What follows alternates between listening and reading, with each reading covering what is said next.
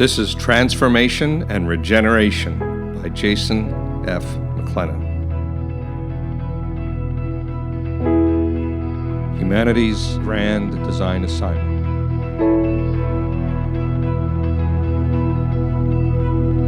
Five big things to save life as we know it. Number 2, ban all single-use plastic and Redlist chemicals. We have quickly become aware of how devastating an addiction we have to single-use plastics. Products that are intended to be used just once and then discarded. Single-use plastics, grocery bags, plastic cutlery, food packaging, and beverage bottles, and product packaging make up 40% of all plastic production. And while plastics certainly have their uses, especially durable plastics that can replace more energy-intensive products, it's become clear that serious and timely action is needed to battle the negative impacts of plastics whose useful life is measured in mere minutes or seconds, yet have become used ubiquitously for everything. Nearly 1 million plastic beverage bottles are sold every minute around the world. In 2015, Americans purchased about 346 bottles per person for a total of 111 billion plastic beverage bottles in all.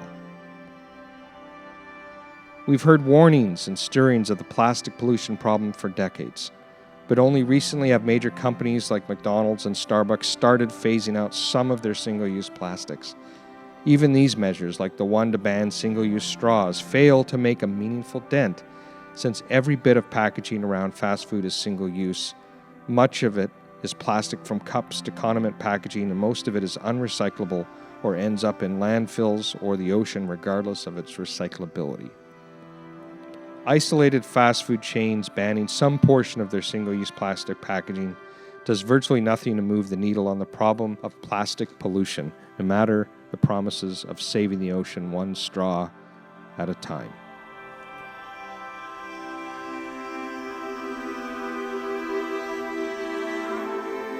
More than 90% of the plastic produced since its introduction to consumer culture has never been recycled, and scientists say no environment on Earth is free from the negative impacts of plastic pollution today. 10% of a year's worth of plastic waste finds its way into the oceans, totaling approximately 18 billion pounds of marine pollution annually. Microplastics, plastic broken down into particles less than 5 millimeters, have accumulated to fatal levels in thousands of sea creatures. Annually, over 1 million seabirds ingest fatal amounts of plastic, which block their digestive tracts and accumulate in their stomachs, resulting in starvation. 100,000 other marine animals die each year due to plastics, either by entanglement or by ingestion. Scientists now have evidence that nanoplastics, further degraded microplastic particles, have crossed the blood-brain barrier in fish, causing brain damage. Whether or not these compounds end up in fish flesh and ultimately human stomachs remains a focus of research, but evidence suggests humans swallow an alarming amount of plastic too. In short, we will not see the halt and reversal of plastic pollution damage until single-use plastic is banned entirely across the world.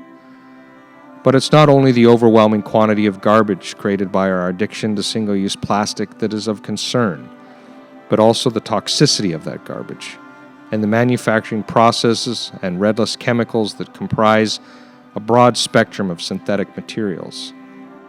Plastics and the Redlist chemicals they contain cause harm from the time they're manufactured and continue to cause harm as they degrade. The chemical additives developed to strengthen, to lend pliability, stretch, opacity, or translucency, and a myriad other qualities and combination of qualities to many materials are often highly toxic. Redlist chemicals, the worst in class, and the many materials that contain them are known to be bioaccumulating, mutagenic, carcinogenic, endocrine disrupting, making their way into human bloodstreams, fatty tissue, and breast milk, causing disease. The added social and environmental justice components of this issue are particularly stark.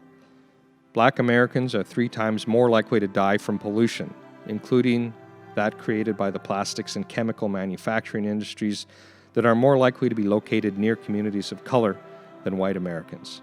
As a consumer culture, we've been well trained to not ask the hard but obvious questions such as, what happens when I'm done with this? When it's used up, breaks, fades from use, becomes obsolete?